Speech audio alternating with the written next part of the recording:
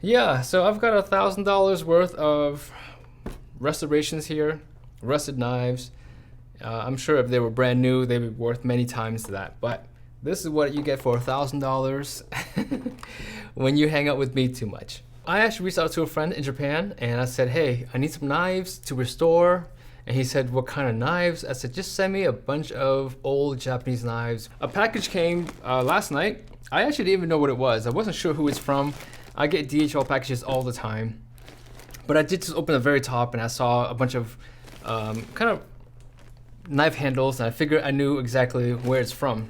So I'll do the official unboxing right here for you guys. And I think there was anywhere between like 15 and 20 knives, I think. I don't know exactly, but I'll open everything up, show you guys exactly what we got to work with, and we'll start restoring knives. I'll start doing maybe one knife a week or so, one knife every other week, and then I'll auction these off to my Patreon supporters. So let's just open this up and have a look. Old vintage knives always bring so much joy to me. This is gonna be a lot of fun. I don't really know which one to open yet. So let's just start with one here. Okay, so I'm not gonna unbox every single one of these knives. I'm gonna unbox maybe a couple of each length and we'll see what we actually have. Oh, here we go. Check this one out. All right, so we've got here a yanagi. And it's a carbon steel yanagi. I can't really tell anything from it. It's got some kanji here, but once it's fixed up, I think it'll be a good knife here. It's about 180 millimeters or so. So about 7 inches. I'll keep it a yanagi. I'm not gonna change the profile of this knife, but it can definitely use some TLC, and I think it'll be a really good knife for somebody. Ooh, okay. Well, I guess this would technically be a santoku, and the cutting edge here has got lots of chips on it, and you got massive rust and patina on the profile. There's a stamp here. This is Sakai, and I don't know exactly what it is. I don't know who made it. Yeah, you know what? It does have a very slight bend right here, about 3 inches above the tang. But it's really minor, and I'll fix that before we actually go to sharpening this knife and polishing it. But yeah, this is a cute knife. I think it's gonna repair or restore nicely. All right, so this knife. All right. Okay. It's a santoku. It's about 160 millimeters or so. It's a cute little knife. I think it'd be a great little project knife. This one right here. Ooh, okay. So this is a takohiki, and it's a single bevel knife. I can't tell who it's from. I don't have any handles this small, so I'll have to figure that part out. I think I'll have something that'll fit. Ooh, look at this one. Is this a Masamoto? This looks like a Masamoto. This is kind of a nice little barn find. I want to say that is Masamoto. I've never seen the engraving that looks like this before. It's like it's hard. It's so hard to explain. I want to say the precision of this is like a laser etching, but it's really deep. I'm gonna have to do some research on this kanji and see like what age this knife is. Now this here is, I want to say this is about 300 millimeters or so. This looks really nice. I think this is going to repair really nicely. There is a pretty big dent here or gouge on the cutting edge, and it thins, so you know it thins out quite a bit at the top, top quarter of this knife. There's a lot of pitting here, and so I'm gonna probably chop off, I want to say I'll probably chop off a 1/2 inch to 1 inch from the cutting edge to really make this knife like usable again. But I'm actually quite excited for this knife. This looks really nice. And interestingly, this handle looks like the handle you'll find on a modern day Masamoto KS. It's got that It was a blonde handle, I think, or brown ferrule handle. Even the shape of this handle it's very much similar to what you'll see on a Masamoto KS today. So this is a really cool find.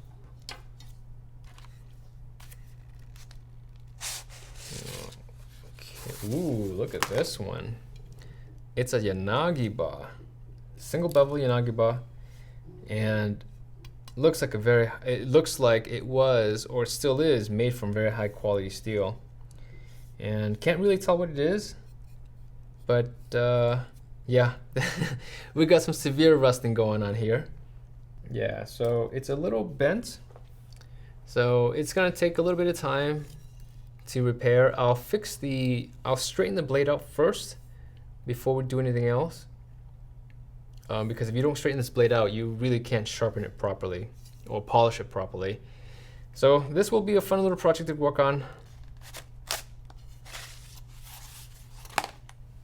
All right, so this one, I can't see anything on this blade. There is some kanji up here, but you can't read it. At least there's not enough of it to determine who actually made it. You know, when you pick up a knife, you can almost certainly tell if the quality of the blade is good just by the weight of the actual blade. This has a really nice heft to it, so I think this is going to repair nicely. And also what I like about this knife here, even though it's completely rusted out and it's very straight, which I'm thankful for because this won't require any sort of straightening. This is just going to be a big sharpening and polishing session on this knife. And yeah, so I think this is going to repair really nicely. All right, you know what? I'm going to open all these knives, okay? For those who are still here, I'm going to reward you with a full unboxing, unwrapping. Oh, interesting knife. Wow, this handle is gigantic. Oh, you know what? This is a Masamoto. Oh, wow. This is definitely a Masamoto. You know what? These both are Masamotos. I recognize the kanji here. Yeah, this is another Masamoto right here. This one was a yanagiba at one point, maybe 20, 30 years ago, but now it's more of a utility knife. You know, in the previous owner of this knife basically didn't want to give it up, and so as the knife aged, they kept grinding it down, changing the profile, but keeping the knife for as long as they could. And so the reason I know that is because if you look at the thickness on the spine, it's thick, basically super thick all the way to the very, very end here. And then you have this really weird kind of, I don't know how to explain it. It's become kind of a wedge-shaped knife, and this is not how knives are made. But I respect that because the person who owned this knife just loved this knife. They wanted to keep it for as long as they could. So this is going to be a really fun repair. I'm just going to regrind the bevel and kind of try to keep what this owner was trying to do. I don't know how functional it'll be, but it's going to be a really cool knife. I think this is going to be a really fun knife to work on and definitely to own one day. Or whoever's going to own this knife is going to love this knife. So, interesting story behind this knife here. Ooh, this is kind of cool. And the steel is in pretty good condition. It's got a nice thickness to the spine here. And so when I regrind the primary bevel or the shinogi line, it's gonna give this knife a whole new life. Yeah, the cutting profile is off a little bit. It's been grinded heavily right in this section here, but I think I can fix that. This is gonna be a really fun knife. Ooh, check this nakiri out. This is cool. Man, that spine, that tang right there is like 5 or 6 millimeters, maybe even 7 millimeters there. Very thick tang. And I may have to even grind that down. I don't have any handles that are that wide. So I may have to grind down the tang just a little bit. But overall, this looks like 165 millimeters or so. It's in decent condition. It's still straight. Yeah, it doesn't have any dents or any bends that I'm concerned about. A deba. This is nice. This is like 100 and I don't know 150 millimeter deba. This is the heaviest knife here. It's super heavy. Look at the spine. Look how thick that spine is. This spine here, I thought was, or this tang here is pretty thick, but look how thick. That's like twice as thick as this knife over here. So this is a professional grade deba. Really nice find here. This is going to repair and restore extremely nicely. I have to find a handle. I don't have any handles that wide. That has some serious thickness in that spine right there. So we've got a petty utility knife here. Interesting. We've got hammer marks all over this thing. So I don't know if this has been repaired. You can feel hammer marks all over it. It's not a tsuchime finish. I think it's just either this is homemade or whoever owned it tried to repair it. You know, you can see all these scratch marks, all these grind marks all along the profile of the knife. All right, we got another nakiri here. And look at the shape of this thing. It's like a diamond for that tang. That's really bizarre. So it goes from like 1.5 or 1 millimeter to, you know, 9 millimeters across, and then back down towards like a 6 millimeters or 5 millimeters. So really interesting choice for a design there. It's interesting because even though it has a little bit of heft to it, once you hold it in this section right here, it's really nimble. Look at that finish. That's really cool, right? I mean, this looks normal, like an everyday kurouchi finish, but then look at this cladding line right here. That's really cool. So this knife here, I think once we repair it, it's gonna look really nice. It's gonna have a really distinct look to it. Oh, look at that. We got 3 blades in here. Check that out. All right, so we got here a yanagiba. It's nice. It has a, overall, it's still straight. And it's got plenty of material left, so I don't have to worry about, you know, grinding this down too much. This may even be one of my first repairs because I think it's in good enough condition to repair fairly quickly. So, very nice find there. We have another deba here. Oh my goodness, look at the thickness of this thing. This is like 10 millimeters thick. Super heavy. This is the second heaviest knife, even though it's just like the smallest knife here.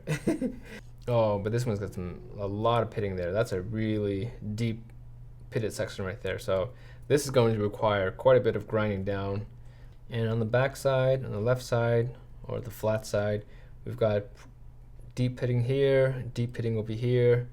So this is going to require quite a bit of work. This will look like a very different knife when I'm done with it. This is a single bevel usuba. The handle is very much done on this thing. This is quite dangerous. So the first thing I'm going to do is pull the handle off. I'm not going to touch that. Oh, this is a pretty big chip with a crack here. This crack here is about, it looks like 2 or 3 millimeters deep. So this knife is going to get a whole new profile when it's done. I'm really excited for this because this is going to keep me really busy, okay? My goal is to do 1 knife a week. I don't know if I'll hit that goal or not, but I will attempt to do 1 knife a week. And then at the end of the month, I'm just going to auction them off to my Patreon supporters.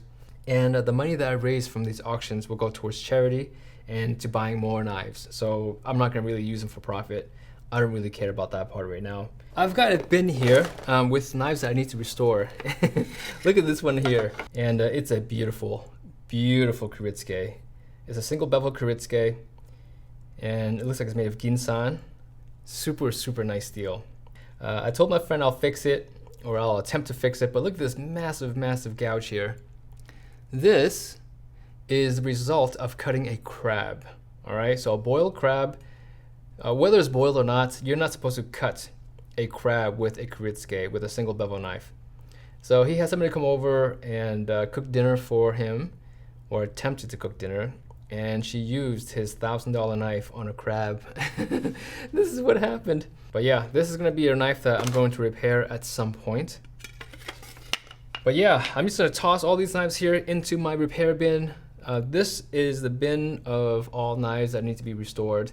Okay, so this is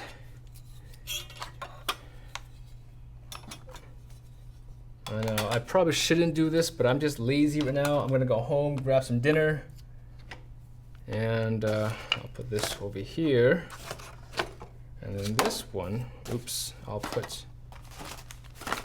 give it some protection here, right there. Yeah, so I've got $1,000 worth of restorations here, rusted knives. I'm sure if they were brand new, they'd be worth many times that. But this is what you get for $1,000 when you hang out with me too much.